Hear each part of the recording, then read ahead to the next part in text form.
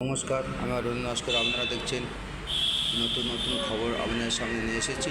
আপনারা মনোযোগ সহকারে শুনবেন। একটা প্রধানমন্ত্রী পুরো দেশটা চালান ও সমস্ত জনগণের দায়িত্ব পালন করেন, সেরকম ভগবানও সমস্ত বিশ্বের দায়িত্ব নেন ও সবার দায়িত্ব ভগবান নিজে পালন করেন এবং সবার বিপদ আপদ থেকে ভগবান রক্ষা করেন। বিশ্বের সমস্ত দায়িত্ব তিনি পালন করেন।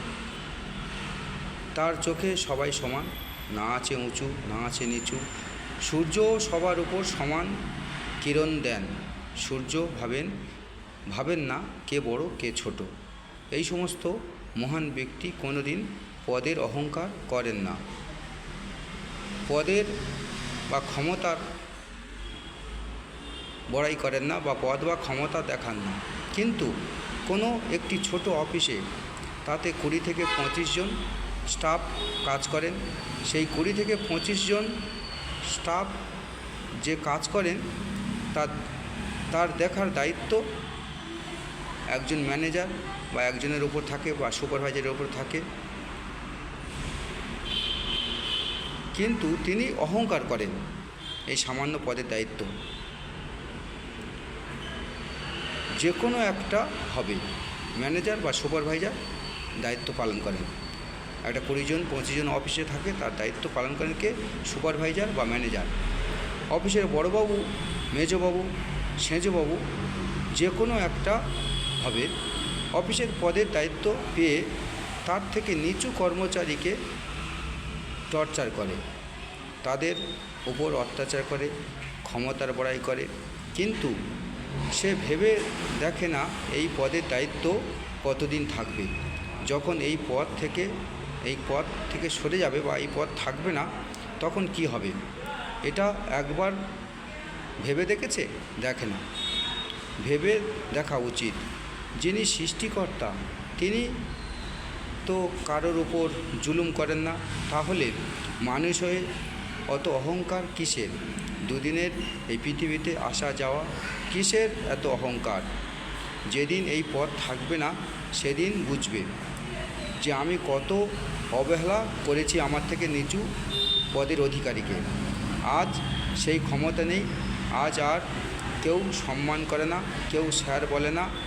তখন যদি কারোর সঙ্গে দেখা হয় তখন মনে মনে গালাগালি করবে, কিন্তু যদি সবার সাথে ভালো ব্যবহার করে থাকে তাহলে পথ ছেড়ে যাওয়ার পরও রাস্তাঘাটে দেখা হলে স্যার বলে সম্মান করবে বা প্রণাম করবে।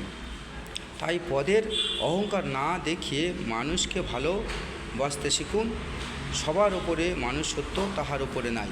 এমন কিছু ব্যক্তি আছে যে একটা অফিসে 20 থেকে 25 জন স্টাফ থাকে। যেরকম আমাদের অফিসের নাম এমআরওটেক বা উমেয়া। সেই অফিসের কিছু কিছু অফিসার আছে, তারা অহংকার করে পদের। তারা জানে না যে এই পদ দুদিনের জন্য, এই পদ চলে যেতে পারে। যেরকম ভোটে দাঁড়ালে একটা মেম্বার বা এমএলএ এমপি বা সদস্য 5 বছর ক্ষমতা থাকে, জনগণ 5 বছর পরে এই ক্ষমতা কেড়ে নিতে পারে। তাই ক্ষমতার বড়াই করা উচিত নয়, এবং আজকে যাকে নিচু ভাবছো সে একদিন উঁচুতে উঠে যেতে পারে। একটু অফিসে যদি কেউ সিকিউরিটি করে তাকে সবাই নিচু চোখে দেখে, কিন্তু জানে না সেই অফিসারের থেকে সেই সিকিউরিটির ডিগ্রি বেশি, কিন্তু পদ হিসাবে হয়তো সে সিকিউরিটি করে, সে অফিসার হিসাবে কাজ করে। কিন্তু এমনও দিন আসতে পারে সে তার থেকেও উঁচু পদে যেতে পারে। তাই অনেকে সিকিউরিটিদের অবহেলা করে বা অনেকে পদের বড়াই করে, তার থেকে নিচু পদের বা কর্মচারীকে অপমান করে, অবহেলা করে। তারা জানে না এই পদ বেশি দিন থাকবে না। ভগবান বা আল্লাহ খুদা মালিক দিয়েছেন, আবার দুদিনের পরে কেড়ে নিতে পারে। তাই বলবো মানুষকে ভালোবাসতে শিখুন। সবার উপরে মানুষ সত্য, তাহার উপরে নাই। তাই মানুষকে ভালোবাসলে তবে ভগবানকে ভালোবাসা হয় বা আল্লাহকে ভালোবাসে বা খুদাকে ভালোবাসে বা উপরওয়ালাকে ভালোবাসা হয়। ভগবান বলেছেন আমার সৃষ্টি জীবকে ভালোবাসলে আমাকে ভালোবাসা হয়। আর মানুষকে অবহেলা করে, অপমান করে, ক্ষমতার বড়াই দেখিয়ে ভগবানকে যতই সেবা করো, ভগবান কোনোদিন কৃপা করেনি বা করুণা করেনি, করবেও না।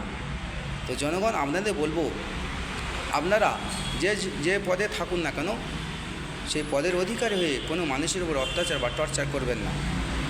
যদি একটা প্রধানমন্ত্রী গোটা দেশ চালাতে পারে, যদি ভগবান গোটা বিশ্বের দায়িত্ব নিতে পারে, তাহলে আমরা সামান্য মানুষ কি একটা ক্ষমতা যে ঠিকাদার করছি বা ম্যানেজার করছি বা সুপারভাইজার করছি, 20-25 জনের হেড আছি বলে অহংকার করছি। কার ওপর অহংকার করছি? যে আমার সমকক্ষ তার ওপর নয়, যে আমার থেকে নিচু পদে কাজ করে তার উপর জুলুম করছি, অত্যাচার করছি, বিভিন্নভাবে টর্চার করছি। তাই বলবো এই টর্চার আপনারা করবেন না, মানুষকে মানুষ হিসাবে গণ্য করুন, ভালোবাসুন। তো এখন আসছি। জয় হিন্দ, বন্দে মাতরম, ভারত মাতা কি জয়।